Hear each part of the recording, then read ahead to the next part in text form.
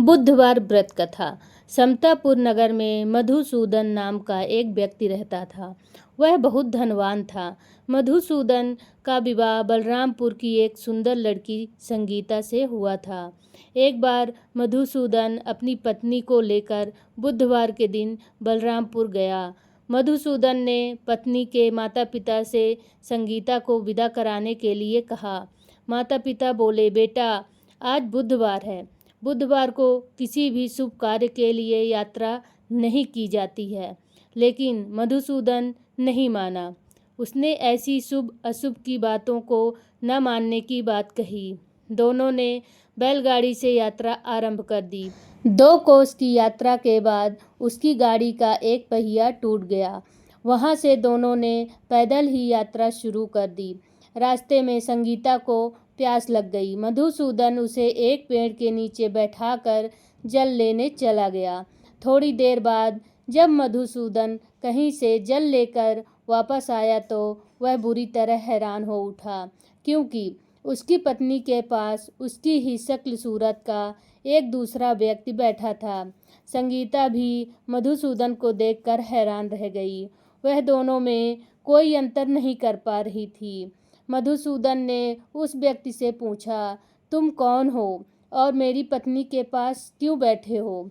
मधुसूदन की यह बात सुनकर उस व्यक्ति ने कहा, अरे भाई, यह मेरी पत्नी संगीता है। मैं अपनी पत्नी को ससुराल से विदा कराकर लाया हूँ। लेकिन तुम कौन हो जो मुझसे ऐसा प्रश्न कर रहे हो? मधुसूदन ने कहा, तुम जरूर कोई चोर हो या ठग हो। यह मेरी पत्नी संगीता है। मैं इसे पेड़ के नीचे बैठाकर जल लेने गया था। इस पर उस व्यक्ति ने कहा, अरे भाई, झूठ तो तुम बोल रहे हो। संगीता को प्यास लगने पर जल लेने तो मैं गया था। मैंने तो जल लाकर अपनी पत्नी को पिला भी दिया। अब तुम चुपचाप यहाँ से चलते बनो, नहीं तो किसी सिपाही को बुलाकर तुम्हें पकड़वा दूंगा।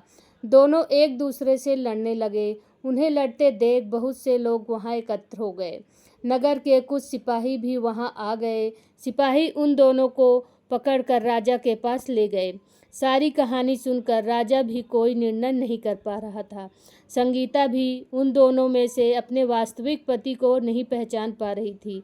राजा ने दोनों को कारागार में डाल देने के लिए कहा। राजा के फैसले पर असली मधुसूदन भयभीत हो उठा। तभी आकाशवाणी हुई, मधुसूदन, तूने संगीता के माता पिता की बात नहीं मानी और बुधवार के दिन अपनी ससुराल से प्रस्थान किया है।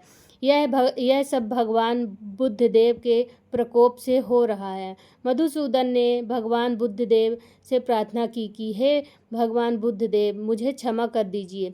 मुझसे बहुत बड़ी गलती हुई है। भविष्य में अब कभी बुधवार के दिन यात्रा नहीं करूँगा और सदैव बुधवार को आपका व्रत किया करूँगा। मधुसूदन के प्रार्थना करने से भगवान बुद्धदेव ने उसे क्षमा कर दिया। तभी दूसरा व्यक्ति राजा के सामने से गायब हो गया। राजा और दूसरे लोग इस चमत्कार को देखकर हैरान हो गया। भगवान बुद्धदेव की इस अनुकंपा से राजा ने मधुसूदन और उसकी पत्नी को सम्मानपूर्वक विदा किया। कुछ दूर चलने पर रास्ते में उन्हें बैलगाड़ी मिल गई। बैलगाड़ी का टूटा हुआ पहिया भी जुड़ा हुआ था।